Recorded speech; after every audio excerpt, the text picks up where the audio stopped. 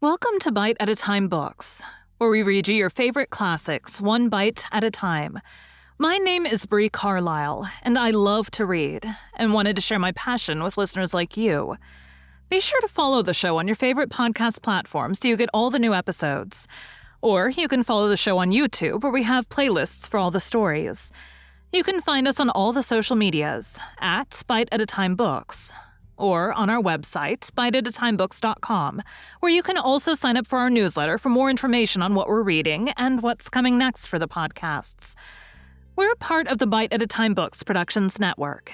If you'd also like to hear what inspired your favorite classic author to write their novels, and what was going on in the world at the time, check out the Bite at a Time Books Behind the Story podcast, Tuesdays, wherever you listen to podcasts. Today we'll be continuing The Memoirs of Sherlock Holmes by Arthur Conan Doyle. The Naval Treaty. Bite 1. The July which immediately succeeded my marriage was made memorable by 3 cases of interest, in which I had the privilege of being associated with Sherlock Holmes and of studying his methods. I find them recorded in my notes under the headings of The Adventure of the Second Stain, The Adventure of the Naval Treaty, and The Adventure of the Tired Captain. The first of these, however, deals with interest of such importance and implicates so many of the first families in the kingdom that for many years it will be impossible to make it public. No case, however, in which Holmes was engaged has ever illustrated the value of his analytical methods so clearly or has impressed those who were associated with him so deeply. I still retain an almost verbatim report of the interview in which he demonstrated the true facts of the case to Monsieur Dubuque of the Paris police, and of Fritz von Waldbaum, the well-known specialist of Danzig, both of whom had wasted their energies upon what proved to be side issues. The new century will have come, however, before the story can be safely told. Meanwhile, I pass on to the second on my list, which promised also at one time to be of national importance, and was marked by several incidents which give it a quite unique character. During my school days, I had been intimately associated with a lad named Percy Phelps, who was of much the same age as myself, though he was 2 classes ahead of me. He was a very brilliant boy, and carried away every prize which the school had to offer, finished his exploits by winning a scholarship which sent him on to continue his triumphant career at Cambridge. He was, I remember, extremely well connected. And even when we were all little boys together, we knew that his mother's brother was Lord Holdhurst, the great conservative politician. This gaudy relationship did him little good at school. On the contrary, it seemed rather a piquant thing to us to chevy him about the playground and hit him over the shins with a wicket. But it was another thing when he came out into the world. I heard vaguely that his abilities and the influences which he commanded had won him a good position at the Foreign Office. And then he passed completely out of my mind until the following letter recalled his existence. Briarbrae, Woking. My dear Watson, I have no doubt that you can remember Tadpole Phelps, who was in the 5th form when you were in the 3rd. It is impossible even that you may have heard that through my uncle's influence I obtained a good appointment at the Foreign Office, and that I was in a situation of trust and honor until a horrible misfortune came suddenly to blast my career. There's no use writing the details of that dreadful event. In the event of your acceding to my request, it is probable that I shall have to narrate them to you. I've only just recovered from 9 weeks of brain fever, and am still exceedingly weak. Do you think that you could bring your friend Mr. Holmes down to see me? I should like to have his opinion of the case, though the authorities assure me that nothing more can be done.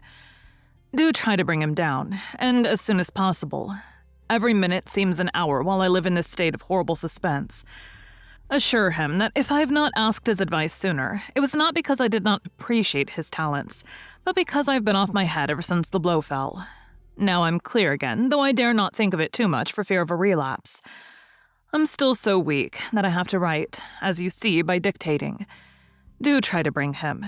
Your old schoolfellow, Percy Phelps. There was something that touched me as I read this letter. Something pitiable in the reiterated appeals to bring Holmes. So moved was I, that even had it been a difficult matter, I should have tried it. But of course I knew well that Holmes loved his art, so that he was ever as ready to bring his aid as his client could be to receive it. My wife agreed with me that not a moment should be lost in laying the matter before him, and so within an hour of breakfast time, I found myself back once more in the old rooms in Baker Street. Holmes was seated at his side table, clad in his dressing gown and working hard over a chemical investigation. A large, curved retort was boiling furiously in the bluish flame of a Bunsen burner, and the distilled drops were condensing into a 2-liter measure. My friend hardly glanced up as I entered, and I, seeing that his investigation must be of importance, seated myself in an armchair and waited. He dipped into this bottle or that, drawing out a few drops of each with his glass pipette, and finally brought a test tube containing a solution over to the table. In his right hand, he held a slip of litmus paper. "You come at a crisis, Watson," said he. "If this paper remains blue, all is well. If it turns red, it means man's life."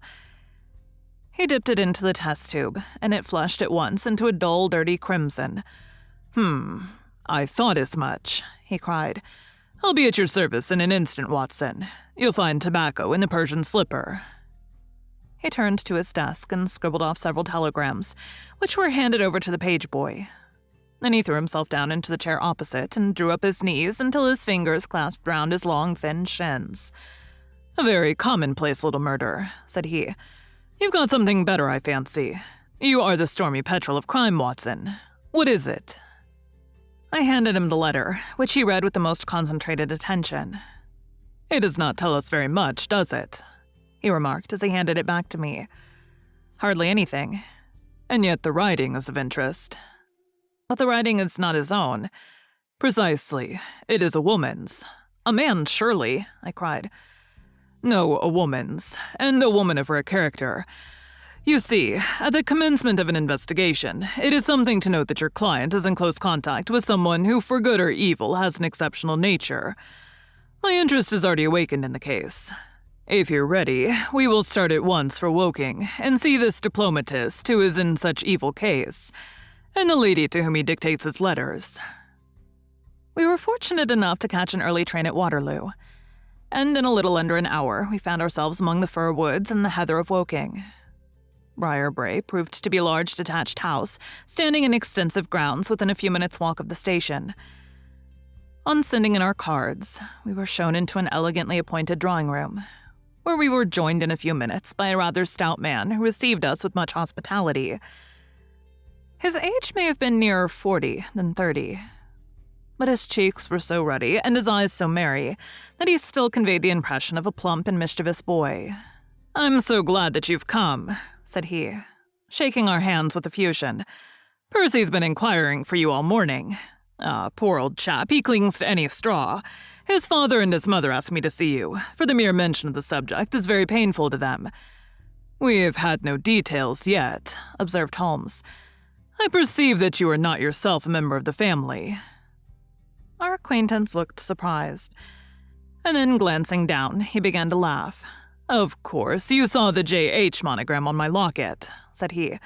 "For a moment I thought you'd done something clever. Joseph Harrison is my name, and as Percy is to marry my sister Annie, I shall at least be a relation by marriage.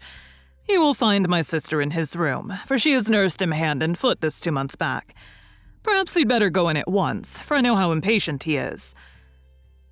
The chamber in which we were shown was on the same floor as the drawing room. It was furnished partly as a sitting and partly as a bedroom, with flowers arranged daintily in every nook and corner. A young man, very pale and worn, was lying upon a sofa near the open window, through which came the rich scent of the garden and the balmy summer air. A woman was sitting beside him, who rose as we entered. "Shall I leave, Percy?" she asked. He clutched her hand to detain her. "How are you, Watson?" said he cordially. "I should never have known you under that mustache, and I dare say you would not be prepared to swear to me. This, I presume, is your celebrated friend, Mr. Sherlock Holmes." I introduced him in a few words, and we both sat down. The stout young man had left us, but his sister still remained with her hand in that of the invalid.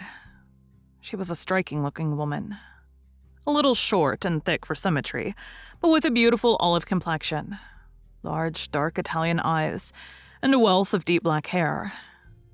Her rich tints made the white face of her companion the more worn and haggard by the contrast.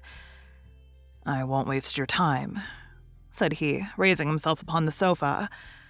"I'll plunge into the matter without further preamble. I was a happy and successful man, Mr. Holmes, and on the eve of being married, when a sudden and dreadful misfortune wrecked all my prospects in life. I was, as Watson may have told you, in the Foreign Office, and through the influences of my uncle, Lord Holdhurst, I rose rapidly to a responsible position. When my uncle became Foreign Minister in this administration, he gave me several missions of trust, and as I always brought them to a successful conclusion, he came at last to have the utmost confidence in my ability and tact. Nearly 10 weeks ago, to be more accurate, on the 23rd of May, he called me into his private room, and after complimenting me on the good work which I had done, he informed me that he had a new commission of trust for me to execute.